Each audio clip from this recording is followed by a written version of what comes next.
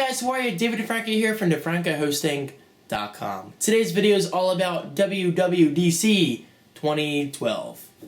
Tried to do that real quickly, but failed miserably. For those not aware, WWDC stands for Worldwide Developers Conference. It's basically the one big event worldwide. If you can't tell from the title, it's huge. It's like the biggest event of the year for Apple developers and the app market in general, and overall it's just a big deal in the Apple community, which means I am very excited because this means new products and services announcements for me. Yes, the Apple fan. I love my Apple. Okay, so getting to the point, what am I expecting from this year's WWDC? To talk about that, I'm going to reference my little list of notes over here. It's only about 4 bullet points. Number 1, and this is pretty obvious, and that is Mountain Lion. If we don't see OS X Mountain Lion released this summer, I will just quit life altogether. That's how positive I am because, well, Apple pretty much confirmed this a while ago that Mountain Lion will be releasing this summer, which is going to be awesome. Yes, I'm very well aware that my Mac Pro is not officially supported, but not all hope is lost because, trust me, I will be looking for ways around that because between you and me, my Mac Pro is more than capable of handling it. But yes, Mountain Lion is going to be pretty sweet. As far as I can tell, it's going to be like iOS, but for the Mac, which honestly, I'm very excited for.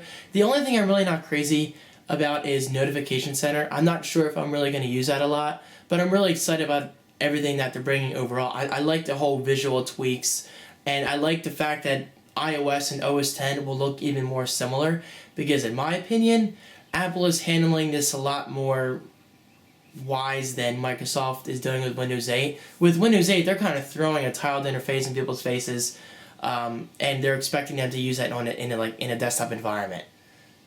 And now, in my eyes, that's unique. I got to give them props for trying, but I don't think that's going to work for the average consumer. It's just not going to feel right. But for OS X users, you don't have to worry because Apple's being very smart about this. They're taking iOS things and putting them into OS X, but keeping this overall similar interface. Now, of course, this will merge more over time, and we will see one more unified OS. But for now, in my opinion, Apple's handling this very wisely. Okay, but moving on to more exciting things, in my opinion anyway, iOS 6. iOS 6 is going to be huge. Now, I'm not going to go through every feature that has been rumored, but if you do want to see a list of rumors, just go to 9to5mac.com. I'll link it below. It's an excellent news source. But my favorite rumors that I have read so far are new maps. Yeah, it's really no secret unless you've been hiding under a rock that Apple is dumping Google. They don't really like each other right now for whatever reason. Well, Apple likes their own technologies, and they bought several mapping companies as far as I'm aware. But getting to the point, Google Maps is going bye-bye, and they are releasing an awesome 3D mapping service. Now, of course, this isn't going to be exclusive to the iPhone as far as I can tell. I mean, Google's not stupid. They obviously know Apple's working on something, so you better bet your butts we will see a similar mapping interface on Android devices. But for the time being, it's just cool that we're finally getting a revamp of the Maps app for iOS. Next up is redesigned stores. Now, this isn't just a rumor, but if it's true, then I guess it's good. I mean, I'm not too upset with the current design stores, but what am I talking about? I'm talking about the App Store and the iTunes Store and iBook Store. I think that's what's being redesigned. Either way, a redesign in my eyes is always good. I mean, unlike some people in this world, I actually welcome change. I like learning new things. I like learning a new interface, and overall, change in my eyes can be really good. And plus, it's Apple. Apple's pretty smart when it comes to change. They don't change things just because they can. They change things because they think it's better. And not to sound biased, but Apple's usually right when it comes to change. I mean, everyone freaked out when the iPad looked like the iPhone, but of course it's going to look like the iPhone. Why would they release an entirely separate device with its entirely separate and own OS when they could make it similar and make it a whole unified experience? The point is, Apple's not stupid. Moving forward to my next point of this video is iOS 5. Well, yeah, iOS 5. Yeah, we're already using that. Well, yes, we are. But Apple will announce iOS 6, but I can guarantee you we won't see it in our hands, like, officially until September or October. But for the time being, I think it's pretty safe to assume that Apple will release an incremental update to iOS 5. Now, will this include? I don't know. I mean, maybe better Siri integration. It would be really cool to be able to use Siri for more things, such as turning off my Wi-Fi and stuff like that, because that is stuff I would like to use.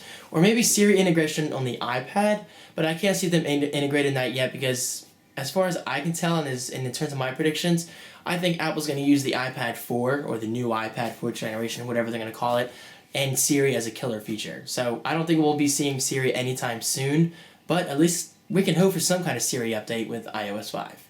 And now, closing out the video, let's talk about the MacBook Pros real briefly. Now, Apple doesn't typically use WWDC to release new hardware. Again, it's more developer-focused, such as software and coding and all that geeky stuff. But they have released hardware in the past at WWDC, so I don't see why not. And plus, the MacBook Pro is a Pro machine, so it could tie in real nicely with the whole Mountain Lion update coming out, and they can say, oh, by the way, we're shipping MacBook Pros next month with Mountain Lion installed. So it could be an excellent marketing opportunity for Apple, and it could be an excellent opportunity for us, the consumers. So what will this MacBook Pro look like? Well, basically the MacBook Air, but bigger. It's going to have that ultra-thin form factor with killer performance and hopefully a high-res display. Now, this could mean Apple could finally kill the 17-inch model, which honestly in my eyes is okay. I mean, kill it. I don't care. I have a 17-inch PowerBook. It's way too big, at least in my usage. But don't fret, because the 15-inch display of the new MacBook Pros could easily emulate in a way what a 17-inch display would normally give you.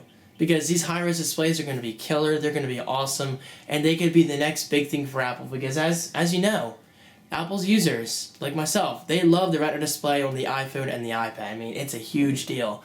So the fact that we get a Retina display on Macs any day now, or maybe any week now, that's a huge, huge deal in my eyes.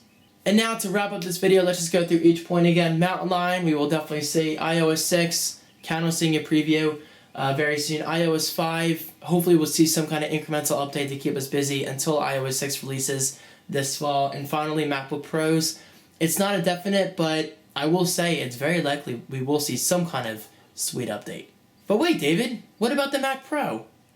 I don't know, guys. I mean, the Mac Pro is kind of like one of those things where, like, when the hell is Apple going to update it?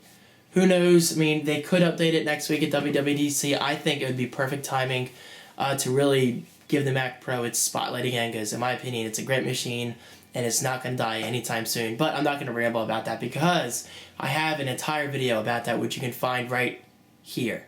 Click the annotation, view the video, and enjoy. And that about wraps it up. Yes, this video was very, very light on details, but you can bet your butts when WWDC 2012, the official keynote, does roll out, Monday, June 11th, yes, I will have an update very soon after, going through details and everything that Apple has showed off. Because, again, it's a big deal for Apple users, and I just can't wait.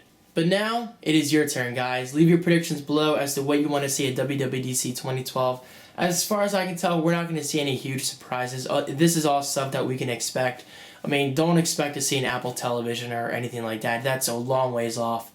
But when that time comes, that should be pretty exciting.